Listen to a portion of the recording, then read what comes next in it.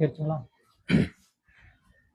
நம்ம பிரபஞ்ச சக்தி வந்து பாத்தீங்கன்னா நம்ம எடுத்துக்கணும், நம்மளுக்கு தேவைன்னு சொல்லி போட்டு எடுத்துக்கணும்னு ஒரு இடம் தான் கோவில் அப்படிங்கிறத பார்த்தோம். நம்ம கோவிலுக்கு போகும் பொழுதுதான் பிரபஞ்ச சக்தியை எடுக்க முடியும். வேற இடங்கள்ல போய் பிரபஞ்ச சக்தி எல்லாம் எடுக்க முடியாது. இன்னும் சில இடங்கள்ல இருக்கு. மலையினுடைய உச்சிக்கெல்லாம் போனா பிரபஞ்ச சக்தியை கிரகிக்கலாம். சரிங்களா? அதுவும் இந்த தர்பை புல்னு சொல்லுவாங்க இல்லைங்களா, அந்த தர்பை புல்கள் வந்து அதிகமா இருக்கிற இடத்துல போனா தான் கிரகிக்க முடியும். ஏன்னா அங்கதான் தாமிர சக்தி அதிகமா இருக்கும். கொடிமரம் பார்த்துருக்கீங்களா? செம்புல தாமிரத்துல தான் பண்ணியிருப்பாங்க. ஏன்னா அது மட்டும்தான் அதிகமா பிரபஞ்ச சக்தியை கிரகிக்கும். அதனுடைய அடுத்த வருஷம் தான் மலை உச்சியில பாத்தீங்கன்னா பூரா அந்த தர்பை புல்லா இருக்கும். அந்த மாதிரி மலைகள்ல போனீங்கன்னா எடுக்கலாம். ஆனா அங்கிருந்து வர சக்தி வந்து நம்முடைய உடல் தாங்காது. சரிங்களா? நம்மளோட உடல் தாங்காது. நம்மளுடைய உடலுக்கு தகுந்த மாதிரி நம்ம சக்தி எடுக்கணும்னா கோவில் அந்த மாதிரி இடங்கள்ல தான் போய் எடுக்க முடியும். ஏன்னா அதுக்கான வழிமுறைகள் செட்டப் தான் அங்க இருக்கும். சரிங்களா? அதெல்லாம் நம்ம தெரிஞ்சிட்டோம்னா அங்க போனா நம்ம நம்மளுக்கு என்ன தேவையோ அதை மட்டும் நம்ம எடுத்துக்கலாம். இப்ப நம்ம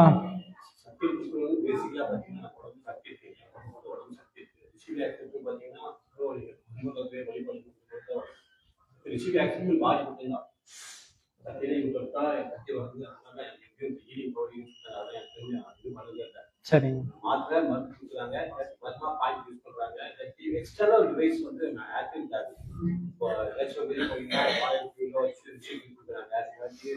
வருமானம் வந்து பாதி பஸ் பண்ணுது, அது கொஞ்சம் வந்து புள்ளி சொல்றது, வேற மருந்து மாற்றி கொடுக்குறது, மாற்றி இந்த எக்ஸ்டர்னல் ரிலீஸ் வந்து நான் நீங்க சித்தரை பார்த்தோன்னா வந்து நாடு இருந்துச்சு, யாருமே இல்லை, கோடி இல்லை 10,000 கோடி பேர் ஒருத்தர் தான்.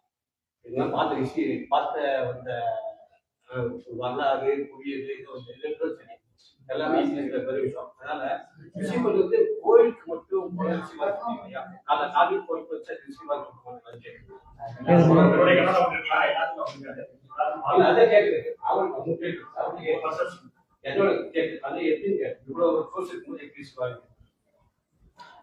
அதாங்க ஐயா, உங்களுக்கு நான் பதில் சொல்றேங்க.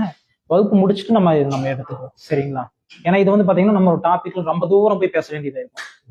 அப்புறம் அதை பேசிட்டு மறுபடியும் பின்னாடி வரும்போது கண்டினியூட்டி விட்டுரும். அப்புறம் சிரமம். நம்ம இப்பதான் உள்ளேயே போறோம். சரிங்களா? இன்னும் கோவிலுக்குள்ள போய் எதுவுமே நம்ம ஒன்றும் பண்ணலையே. இப்பதான் போறோம். இப்பதான் உள்ள சப்ஜெக்டுக்குள்ளேயே போகுது. இது வரைக்கும் நம்ம முன்னாடி என்னங்கிறத பார்த்துருக்குறோம். அவ்வளவு. இப்ப நம்மளுக்கு ஒரு சக்தி மையம் ஒண்ணு இருக்கு. அந்த சக்தி மையத்தில் இருக்கக்கூடிய சக்தியை நம்ம எடுக்கணும். சரிங்களா? அதுக்கு நம்ம ஆலயத்தை பயன்படுத்துறோம், கோவிலை பயன்படுத்துறோம். கோவிலுக்கு போறதுக்கு முன்னாடி நம்ம என்ன சொன்னா, முதல்ல வந்து வலது காலை பயன்படுத்துங்கன்னு சொல்லியிருப்பேன். ஏன்னா வலது காலை பயன்படுத்தும் பொழுது நமக்கு உடம்புல சரம் ஓட்டம் மாறும். நம்மளுடைய மனசு வந்து பாத்தீங்கன்னா அமைதியாகும். இப்போ கோவிலுக்கு போறோம்னா அங்க வந்து நம்மளுக்கு ஏதோ ஒரு தேவைக்காக போறோம். அப்ப அதுல வந்து நம்ம ஸ்டடியா இருக்கணும் இல்லைங்களா? அதுல வந்து நம்ம எதுவும் மாறக்கூடாது. நமக்கு என்ன தேவையோ அந்த தேவை கரெக்டா போகணும். அதுல வந்து பாத்தீங்கன்னா எண்ணம் மாறுறது, மனம் சிதையிறது, அதே மாதிரி வந்து பாத்தீங்கன்னா மனம் சஞ்சலப்படுறது, இதெல்லாம் எதுவும் இருக்கக்கூடாது. கரெக்டா ஒரு அந்த அலைன்மெண்ட்டோட நம்ம போகணும். இந்த அலைன்மெண்ட் மாறும் பொழுதுதான் அங்க வேலை செய்யறது இல்லை. அந்த அலைன்மெண்ட் நம்ம இன்னைக்கு எதுக்கு போறோமோ அதுக்காக அந்த விஷயத்துக்காக போயிட்டு நம்ம வந்துடும். அவ்வளவுதான். கோவில் வந்து பாத்தீங்கன்னா ஏகப்பட்ட விஷயங்கள் இருக்கு. நம்ம என்ன தேவையோ அதை மட்டும் தேர்ந்தெடுத்து அங்க அந்த பயிற்சி அந்த ப்ராக்டிஸ் மட்டும் நீங்க பண்ணிட்டு வந்துடலாம். ஒவ்வொன்றும் அதான் அது நிறைய இருக்கு. சரிங்களா? உங்களுக்கு எது தேவையோ அதை மட்டும் நீங்க பண்ணிக்கலாம். இப்ப வந்து பாத்தீங்கன்னா நீங்க போகும்போது முதல்ல ஒரு வலது காலம் வந்து நம்ம பயன்படுத்தும் போது நம்ம உடம்புல வந்து சரம் மாறும். சரம் மாறுச்சுன்னா மனம் மாறும். சரிங்களா? சரம் மாறுச்சுன்னா மனம் மாறும். எந்த சரத்துல ஓடுதோ அதுக்கு தகுந்த மாதிரி தான் நம்மளுடைய மனசு வேலை செய்யும். அப்போ நம்ம வலது கால் எடுக்கும் போது நம்ம சரம் வந்து பாத்தீங்கன்னா இடது சரமாக மாறும். இடது சரமாக மாறும்போது நம்ம உடம்பும் மனமும் நம்மளுடைய மூளை எல்லாமே வந்து பாத்தீங்கன்னா அமைதியாகும். நம்மளுக்கு யோசிக்கிற தன்மை அதிகமாகும். சரிங்களா? யோசிக்கிற திறன் அதிகரிக்கும், தன்மை அதிகமாகும். ஒரு தியானம் பண்றோம், நம்மளுடைய மூளையினுடைய அலைவரிசையை குறைக்கணும்னா அதுக்கு எல்லாமே இந்த இடது சுவாசம் நம்மளுக்கு தேவை. அப்ப இந்த இடது சுவாசத்தை நம்மளுக்கு மாத்துறதுக்கான வழிகள் இது எல்லாமே. இதுக்கப்புறம் கோவிலுக்கு பக்கத்துல போறீங்க. கோவிலுக்கு பக்கத்துல போகும்போது நம்ம அந்த அப்படியே ஒரு விஷயத்தை பார்த்துட்டோம். தான தர்மம் வந்து எப்போ பண்ணணும் அப்படிங்கிறத பார்த்துட்டோம். நம்ம அந்த சப்ஜெக்டுக்குள்ள போக வேண்டாம். சரிங்களா? இப்ப கோவிலுக்குள்ள போகும் பொழுது முதல்ல வந்து பாத்தீங்கன்னா வலது கால் எடுத்து வச்சுதான் உள்ள போகணும். அங்க ஏற்கனவே வந்து பாத்தீங்கன்னா அந்த நிலவுன்னு சொல்றோம் இல்லைங்களா, நம்ம படிக்கிறது வந்து பாத்தீங்கன்னா ரொம்ப பெருசா இருக்கும். காலை நல்லா தூக்கி அந்த சைடு வச்சு போற மாதிரி தான் இருக்கும். இப்படி இந்த காலை தூக்கி அந்த சைடு வச்சு போகும்போது அங்கேயும் நம்மளுடைய சரமானது மாறும். இது எல்லாமே என்ன வந்து பாத்தீங்கன்னா நம்ம சரம் மாறும். மாறுறது வந்து பாத்தீங்கன்னா டக்கு டக்குன்னு வெளியே வந்துட்டு போகும். அடுத்தடுத்த சரங்களுக்கு வந்து மாறும். ஆனா இதை வந்து பாத்தீங்கன்னா நம்ம ஒரு கொஞ்ச நேரம், ஒரு மணி நேரம் 1.5 மணி நேரத்துக்கு அதே சரத்துல இருக்கிற மாதிரி நம்ம இருக்கணும்.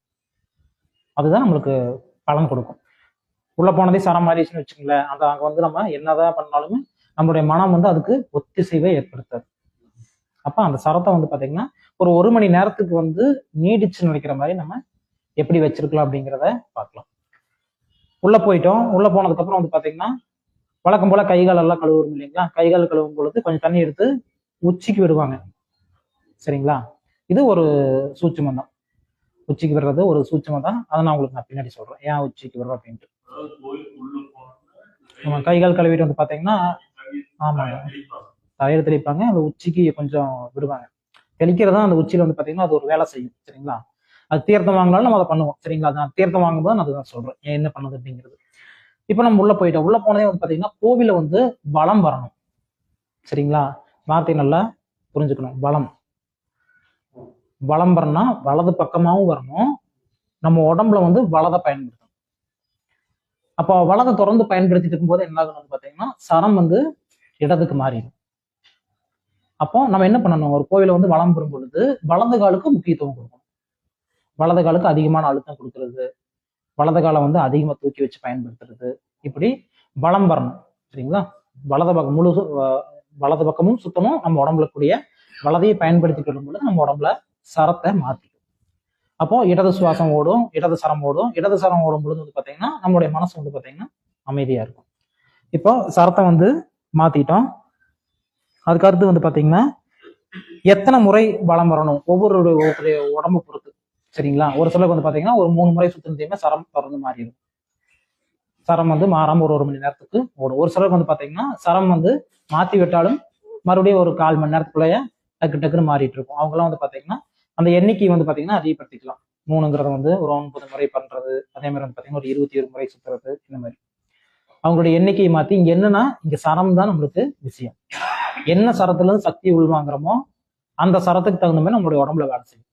நம்ம உடம்பு அமைதியா இருந்துச்சுன்னா நம்ம வாங்கக்கூடிய சக்தி அமைதியா அதுக்கு தகுந்த மாதிரி வேலைகள் நம்மளுடைய உடம்புல பார்க்கும். இதே வந்து நம்ம பதட்டத்தோடு இருக்கிறோம், நம்ம உடம்பு வந்து பாத்தீங்கன்னா சக்தியை எரிச்சிட்டு இருக்குதுன்னா அந்த நேரத்துல நம்ம சக்தியை உள்ள எடுக்கும் பொழுது அது எரிக்கிறதுக்கு பயன்படுது. நம்ம உடம்பு 2 வகையா வேலை செய்யும் இல்லைங்களா. ஒண்ணு நம்ம உடம்பு வந்து பாத்தீங்கன்னா எரிக்கிறதுக்கு, அதாவது அதிக ஆற்றல் உள்ள வேலைகளை செய்யறதுக்கு நம்ம உடம்பு பயன்படும். அடுத்தது நம்ம உடம்பு வந்து பாத்தீங்கன்னா கூலாகும். நம்ம உடம்பு வந்து பாத்தீங்கன்னா ரெஸ்ட் எடுக்கணும். அதுக்கு தகுந்த மாதிரி இந்த 2 சக்தி மாறி மாறி வேலை செஞ்சுட்டு இருக்கும். அப்போ நம்மளுக்கு வந்து பாத்தீங்கன்னா இப்ப ரெஸ்ட்ல இருந்தா தான் ஹீல் ஆகும். எப்ப ஹீல் ஆகும் உடம்பு? ரெஸ்ட்ல இருக்கும்போது தான் ஹீல் ஆகும். அப்ப நம்ம முடிஞ்ச அளவுக்கு நம்ம உடம்பு ரெஸ்ட்ல இருக்கிற மாதிரியே பார்த்துக்கணும். ஆற்றல் செலவு பண்றது, ஆற்றலை செலவு பண்ற மாதிரி நம்ம சரம் ஓடிட்டு இருந்துச்சுன்னா நம்மளுக்கு வந்து மனம் வந்து ஒரு நிலையில நிக்காது. அது வேற வேற எண்ணங்களை கொடுக்கும். எந்திரிச்சு போய் வேலை செய்யலாமா, அங்க போய் உட்காரலாமா, ஒரு இடத்துல நம்ம உட்கார முடியாது, மாறி மாறி உட்காந்துட்டு இருப்போம். சரிங்களா, இந்த மாதிரி எல்லாம் நம்ம மனசு வந்து மாறிடும். இப்போ கரெக்டா நம்ம என்ன வேலைக்கு போறோமோ அதுக்கு தகுந்த மாதிரி நம்ம இருக்கிற மாதிரி பார்த்துக்கணும். அப்போ வளம் வர்றதுலயும் வந்து பாத்தீங்கன்னா விஷயம் இருக்கு. கரெக்டா வளம் வரணும். இன்னும் வந்து பாத்தீங்கன்னா ஒரு சிலர் வந்து பாத்தீங்கன்னா அந்த அடிப்பிரதட்சணம் பண்ணுவோம் பாத்துருக்கீங்களா, அதுவும் அதான். வலது காலம் வந்து அழுத்தினீங்கன்னு வச்சுக்கல, வலது காலுக்கு முக்கியத்துவம் கொடுத்து அடிப்பிரதட்சணம் பண்ணீங்கன்னா சரம் ஆயிடும்.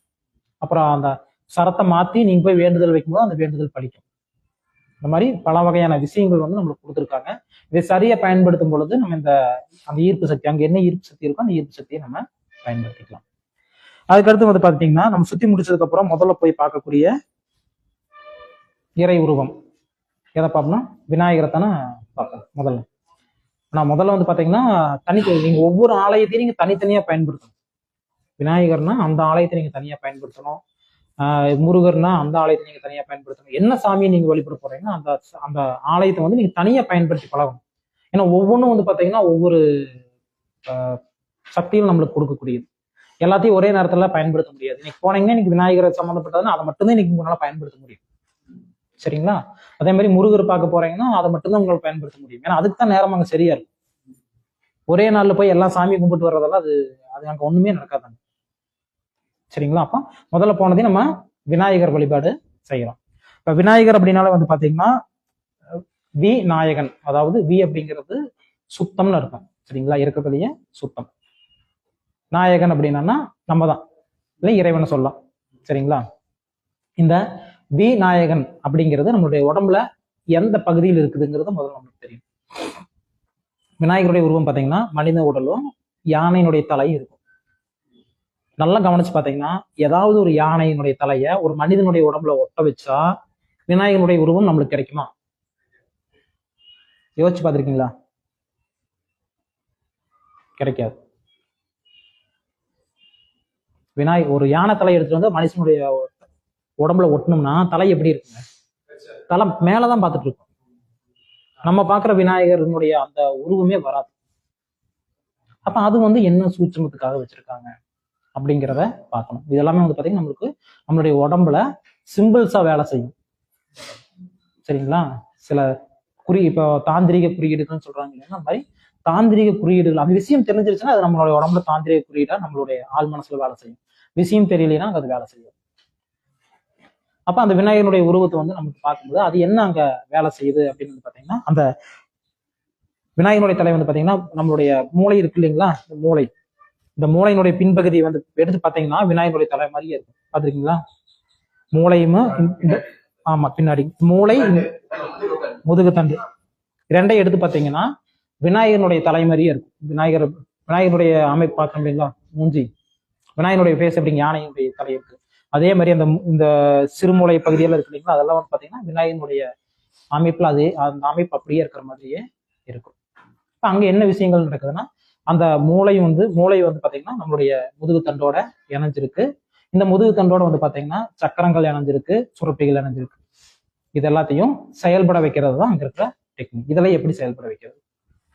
இப்ப நம்மளுக்கு வந்து பாத்தீங்கன்னா நம்மளுடைய தலைப்பகுதியில பிரதானமான ஒரு சுரப்பி இருக்கு. இந்த சுரப்பிங்க வந்து பாத்தீங்கன்னா பீனியல்னு சொல்லுவாங்க. இந்த பீனியலை வந்து ஆக்டிவேட் பண்ணணும், அவ்வளவுதான். இப்ப பீனியலை ஆக்டிவேட் பண்ணினீங்கனாலே அது பல வேலைகளை செய்யும். இந்த பீனியலை ஆக்டிவேட் பண்றதுக்கு ஒரு ப்ராக்டிஸ் அங்க வச்சிருக்காங்க. என்ன வந்து பாத்தீங்கன்னா நம்ம இந்த விநாயகர் பாத்தீங்கன்னா இந்த இப்படி கொட்டு போடுவாங்க பாத்துருக்கீங்களா? இது தொடர்ந்து நீங்க செஞ்சுட்டே இருந்தீங்கன்னா உங்களுடைய பீனியல் ஆக்டிவேட் ஆகும். நம்மளுடைய பீனியல் சுரப்பி இருக்கு இல்லைங்களா, பீனியல் சுரப்பி வந்து பாத்தீங்கன்னா ஆக்டிவேட் ஆகும். இந்த பீனியல் சுரப்பி வந்து பாத்தீங்கன்னா ஆக்டிவேட் ஆச்சுன்னா 2 வேலை செய்யும். ஒன்னும் உடம்ப ஹீல் பண்ணும், இல்ல நம்மளுக்கு வந்து பாத்தீங்கன்னா நம்மளுடைய ஆழ்மனதுடைய நிலைக்கு தூக்கத்தை வர வச்சு நம்மளுடைய subconscious mind, super conscious mind இந்த நிலைக்கு கொண்டு போகும். இந்த 2 வேலையும் செய்யும். இப்ப அந்த இடத்துல நம்ம என்ன செய்யணும் அப்படிங்கிறதுதான். சரிங்களா? இப்ப வந்து பாத்தீங்கன்னா நீங்க போறீங்க, காது பிடிச்ச தோப்புக்காரன்னு சொல்றாங்க இல்லைங்களா, தோப்புக்காரனை போடும் பொழுது அது ஒரு மாதிரி வேலை செய்யும். இது எல்லாமே வந்து பாத்தீங்கன்னா அந்த கொட்டுறது, தோப்புக்காரன் போடுறது, இது எல்லாமே வந்து நம்மளுடைய பீனியல் சுரப்பிக்கு கொடுக்கக்கூடிய அந்த சிமுலேட் பண்றதுதான். பீனியல் சுரப்பியை வந்து சிமுலேட் பண்ணி வர்றதுதான். அப்ப பீனியல் நம்ம போனதையுமே என்ன பண்றோம், முதல்ல போனதையுமே வந்து பீனியல் சுரப்பியை சிமுலேட் பண்றோம். அது என்ன பண்ணோம்னா நம்மளுடைய உடம்புல வந்து பாத்தீங்கன்னா என்ன குறைகள் இருக்கு, இந்த குறைகளுக்கு அது என்ன பண்ணணும் அப்படிங்கிறதுக்கான வேலைகளை அது பார்க்க ஆரம்பிக்கும். அப்படி அந்த வேலைகளை வந்து பார்க்க ஆரம்பிக்கும் பொழுது நம்ம உடம்புல வந்து பிரச்சனைகள், விநாயகர் பார்த்தோன்னா வினைகள் தீர்ப்பவன் தான் சொல்லுவாங்க. அப்ப நம்ம உடம்புல கூடிய பிரச்சனைகள் என்ன அப்படிங்கிறத முதல்ல பார்க்கும். அதுக்கும் அது பீனியல் சுரப்பி நீங்க பயன்படுத்த முடியும். அதுக்கடுத்து வந்து பாத்தீங்கன்னா அறிவு சம்மந்தப்பட்டது. நம்ம வந்து பாத்தீங்கன்னா நிதானமா யோசிக்கும் பொழுது நம்மளுடைய அறிவு வந்து பாத்தீங்கன்னா நல்ல வகையில வேலை செய்யும். முடிவுகள் இது எல்லாமே வந்து பாத்தீங்கன்னா நம்மளால எடுக்க முடியும். இதுக்கும் நீங்க இந்த பீனியல் சுரப்பியை பயன்படுத்தலாம். இதெல்லாம் முதல்ல போய் செஞ்சீங்கன்னா உடனே இது நம்மளுக்கு நடக்காது. இதுக்கு ஒரு டைம் எடுத்துக்கும். அந்த டைம் எடுத்துட்டு தான் இந்த வேலை நம்மளுடைய உடம்புல நடக்கும். இந்த பீனியல் சுரப்பிலிருந்து வரக்கூடிய அந்த சுரப்புக்கு பேர் வந்து பார்த்தீங்கன்னா ஆனந்த சுரப்புன்னு சொல்லுவாங்க பேர். சரிங்களா? இது ஏன் ஆனந்த சுரப்புன்னு சொல்றாங்கன்னா நம்மளுக்கு ஒரு போதையை கொடுக்கும், தூக்கம் வர்ற மாதிரி ஒரு நிலையை நம்மளுக்கு கொடுக்கும். இந்த தூக்கம் வர்ற மாதிரி நிலை வந்து பார்த்தீங்கன்னா நம்மளுடைய உடம்பு வந்து ரெஸ்ட் பண்ணும். நம்மளுடைய மூளையினுடைய அலைவரிசையும் வந்து பார்த்தீங்கன்னா குறைக்கும். இது வந்து பார்த்தீங்கன்னா முதல்ல நம்மளுடைய உடம்புல கூடிய சின்ன சின்ன குறைபாடுகள், நம்மளுடைய சுரப்பிகள் இருக்கிறது, சக்கரங்கள் இருக்கிறது, இந்த மாதிரி குறைபாடுகள் எல்லாமே வந்து பார்த்தீங்கன்னா நிவர்த்தி செய்யும். அதனாலதான் தொடர்ந்து நம்ம கோவிலுக்கு போயிட்டு இருக்கணும்னு சொல்றது. கோவிலுக்கு போய் சும்மா நீங்க போய் எதுவுமே அங்க பண்ணாம வந்தீங்கன்னா அங்க எந்த வேலையும் நடக்காது. அங்கவே இந்த ப்ராக்டிஸ் இது ஒரு எக்ஸசைஸ் மாதிரி வச்சுக்கோங்களேன். எப்படியும் ஒரு வழிபாட்டு முறை, இந்த வழிபாட்டு முறையை வந்து நம்ம செய்யணும். தொடர்ந்து செஞ்சுட்டு இருக்கும் பொழுதுதான் அங்க வந்து அந்த வேலை என்பதே நடக்கும்.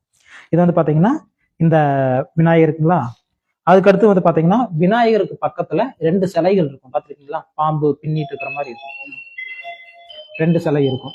இந்த 2 சிலை வந்து பாத்தீங்கன்னா 2 வகையான வேலைகளை செய்யும். முதல்ல வந்து பாத்தீங்கன்னா பாம்பு பின்னிட்டு இருக்கிற சிலையில மேல வந்து பாத்தீங்கன்னா ஒரு சிவலிங்கம் போட்டிருப்பாங்க. பாத்திருக்கீங்களா? பாம்பு நடுவுல ஒரு சிவலிங்கம் இருக்கும். இது வந்து பாத்தீங்கன்னா இது வந்து குண்டலினி சக்தின்னு சொல்றாங்க இல்லையா, நம்ம உடம்புல இருக்கக்கூடிய குண்டலினி சக்தியை எழுப்பக்கூடிய ஒரு குறியீடு. நம்ம உடம்புல குண்டலினி சக்தி எழுப்புறதுக்கான குறியீடு, சூட்சும குறியீடு வந்து சிவலிங்கம் போட்டது. சிவலிங்கம் இல்லாம இருக்கிறது வந்து பாத்தீங்கன்னா நம்மளுடைய செல்கள் இருக்கக்கூடிய மரபணுவினுடைய வடிவம். நம்மளுடைய செல்கள்ல மரபணு இருக்கு இல்லைங்களா, அந்த வடிவம் வந்து பாத்துட்டீங்கன்னா அந்த லிங்கம் இருக்காது, வெறும் பாம்பு மட்டும் வந்து நிற்கும். இன்னொன்று வந்து பாத்தீங்கன்னா பாம்பு கூட வந்து பாத்தீங்கன்னா லிங்கம் இருக்கும். அப்ப இதுல எந்த குறியீடு நம்ம பார்க்கிறோம், அந்த குறியீடுக்கான வேலைகள் நம்மளுடைய உடம்புல நடக்கும். பார்த்தாலே போதும் சரிங்களா. பார்த்த அதுக்கும் முறை இருக்கு சரிங்களா. சும்மா பார்த்ததையுமே அது நடக்காது. அதுக்கு அந்த சொல்றோம் இல்லைங்க, அந்த அலைன்மெண்ட்ல வந்து அந்த குறியீடை வந்து நீங்க உங்களுடைய ஆள் மனசுக்குள்ள அனுப்புறீங்கன்னா அந்த குறியீடு உங்களுக்கு வேலை செய்யும். அதுக்கான நீங்க எந்த குறியீடு பாக்குறீங்களோ அதுக்கான வேலைகளை அது செய்யும். இந்த விநாயகரை வந்து பாத்தீங்கன்னா இந்த குண்டலினி சக்திக்கு விநாயகர் அகவல்னு சொல்லி போட்டு அவையாரோட இது இருக்கும், அதை எடுத்து படிச்சீங்கனாலே அதுலயே வந்து பாத்தீங்கன்னா குண்டலினி சக்தியை விநாயகர் அகவல் சரிங்களா, அது விநாயகனுடைய தத்துவத்தை பூராமே சொல்லி எப்படி அந்த சக்தியை எழுப்பலாம் அப்படிங்கிறது முதல் கொண்டு எல்லாமே விநாயகர் அகவல். விநாயகர் அகவல் படிச்சீங்கன்னா அது அவ்வளவு பெரிய விஷயம் சரிங்களா. அங்க கால் அப்படிங்கிறது காத்துன்னு சொல்லுவாங்க சரிங்களா. காலுக்கு இன்னொரு பேர் வந்து பாத்தீங்கன்னா காற்றை பயன்படுத்தி மூலாதாரத்துல இருந்து சக்தியை மேல எழுப்பி கொண்டு வரணும். இது வந்து ஒரு பாம்பு, அந்த சிவலிங்கம் இருக்கு இல்லைங்களா, அது வந்து அந்த பாம்பை பயன்படுத்தி செய்யறது. அப்ப நம்மளுடைய மூலாதாரத்தில் இருக்கக்கூடிய சக்தி வந்து பயன்படுத்தி நம்மளுடைய பீனியல் சுரப்பியை வந்து இயக்கும் பொழுது அதுக்கான செயல்பாடுகள் நம்மளுடைய உடம்புல ஏற்பட்டு நம்மளுடைய உடம்பு வந்து ஹீல் பண்ணும். நம்மளுடைய குண்டலினி சக்தியானது வெளிப்படும். குண்டலினி சக்தி அப்படிங்கிறது பார்த்தீங்கன்னா நம்மளுடைய உடம்பை வந்து ஒரு ஆரோக்கியமான உடலா மாற்றி மரணமே இல்லாத ஒரு உடலுக்கு கொண்டு போகும். அப்போ நம்மளுடைய உடம்புக்கு நம்மளுக்கு மரணமே வராத அளவுக்கு நிலை கொண்டு போகுதுன்னா அது என்ன பண்ணுதுன்னு அர்த்தங்க, நம்மளுடைய உடம்பு வந்து ஹீல் பண்ணுதுன்னு அர்த்தம். நம்ம உடம்புல இருக்கிற எல்லா குறைபாடையும் அது நிவர்த்தி பண்ணிட்டே வருது.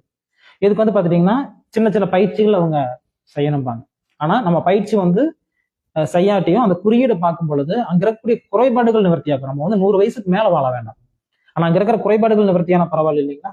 இப்ப வந்து மூலாதாரம்னு வச்சுக்கோங்களேன், மூலாதாரத்துல கூடிய சின்ன பிரச்சனைகள், மூலாதாரம் வந்து பாத்தீங்கன்னா பிறப்புறுப்பு சம்பந்தப்பட்ட பிரச்சனைகள் இருக்கு, இடுப்புக்கு கீழே சம்பந்தப்பட்ட பிரச்சனைகள் இருக்குன்னா அந்த பிரச்சனைகள் வந்து சரியாக ஆரம்பிக்கும்.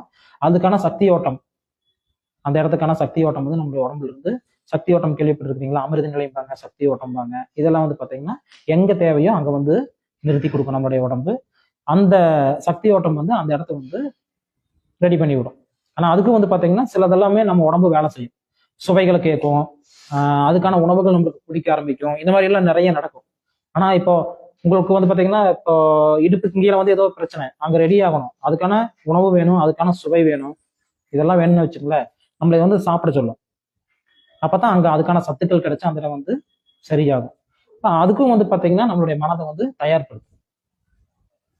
அதாவது வந்து பாத்தீங்கன்னா ஒரு 2 பேர் வந்து பாத்தீங்கன்னா கடல்ல வந்து மீன் பிடிக்கிறதுக்கு போயிருக்காங்க. போகும்போது வந்து பாத்தீங்கன்னா நடுக்கடல்ல அந்த போட்டு வந்து செயல் இழந்துருச்சு. அந்த போட்டை வந்து அவங்களால ஓட்ட முடியாது, நடுக்கடல்ல நிக்குது, எந்த திசையும் தெரியாம 2 பேர் அங்க இருக்காங்க. 10 நாட்களுக்கு மேல ஆகுது, இருக்கிற உணவு எல்லாமே தீர்ந்துட்டு இருக்குது. அந்த நேரம் வந்து பாத்தீங்கன்னா அவங்களுடைய உடம்பு வந்து ஒரு சுவை விரும்புது. எதுனா அந்த மீன் செதில்கள் இருக்கு இல்லைங்களா, மீன் செதில்கள் வந்து அதிகமான சத்துக்கள் உடையது. அந்த மீன் இருக்க சத்துக்களை காட்டிலும் அந்த செதில் நம்ம சாப்பிட முடியுமா பாத்துருக்கீங்களா, எப்படி கசப்படிக்கும், சாப்பிடவே முடியாது. ஆனா அந்த சுவை வந்து பாத்தீங்கன்னா அவங்களுக்கு பிடிக்குது, அந்த கசப்பு அவங்களுக்கு பிடிக்குது. அதுல இருந்து ஏன்னா நம்மளுக்கு தெரியும் இல்லைங்களா, கசப்புல வந்து பாத்தீங்கன்னா அதிகமான சத்துக்கள் அடங்கியிருக்கு. அந்த கசப்பு சுவை வந்து அவங்களுடைய உடல் வந்து உண்ணுவதுக்கு ஏற்ற மாதிரி பிடிக்க வச்சு அவங்களுடைய உயிரோட வச்சுட்டு இருக்கு. அப்போ நம்ம உடம்பு வந்து பாத்தீங்கன்னா ஹீல் ஆகணும்னு முடிவு பண்ணிருச்சுன்னா நம்ம வந்து இது வரைக்கும் சாப்பிடாத ஒரு பொருளா இருந்தாலும் சாப்பிட ஆரம்பிப்போம், பிடிக்காத சுவைகள் எல்லாமே பிடிக்க ஆரம்பிக்கும். ஏன்னா அது நம்மளுடைய உடம்புக்கு தேவை. அப்போ இந்த சில சிம்பிள்ஸ் எல்லாம் என்ன பண்ணோம்னா நம்ம உடம்புல வந்து சக்தி ஓட்டத்தை எங்க நிறுத்தணும் அப்படிங்கிறத முடிவு பண்ணும். அதான் அந்த சிம்பிள்ஸ். அது சிம்பிள்ஸ்க்கே வந்து பாத்தீங்கன்னா சைக்கோ சிம்பிள்ஸ்ன்னு சொல்லுவாங்க. இது என்னன்னா நம்மளுடைய மனதை வந்து எந்த இடத்துக்கோ அந்த இடத்துக்கு கொண்டு வந்து மாற்றி கொண்டு வந்து நிறுத்தும். நம்ம உடம்புல வந்து எந்த இடத்துல எந்த ரெடி ஆகணுமோ அங்க வந்து நம்மளுடைய மனதை வந்து நிறுத்தி அந்த இடத்துல முழு ஆற்றலையும் அனுப்பும் சரிங்களா. அப்ப வந்து இந்த பாம்பு என்ன பண்ணுது, சிவலிங்கத்தோட இருக்கக்கூடிய பாம்பு என்ன பண்ணுதுன்னு பாத்தீங்கன்னா நம்மளுடைய உடம்புல இருக்கக்கூடிய குண்டலினி சக்தி எழுப்புறதுக்கான முழு வேலைகளையும் செய்யும்.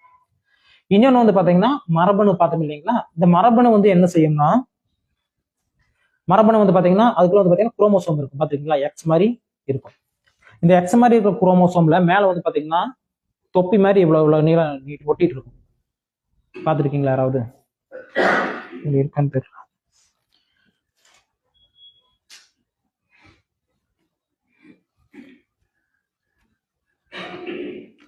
குரோமோசோம் எல்லாம் கவனிச்சிருக்கீங்களா, பூசணி விதைகள் இருக்கு,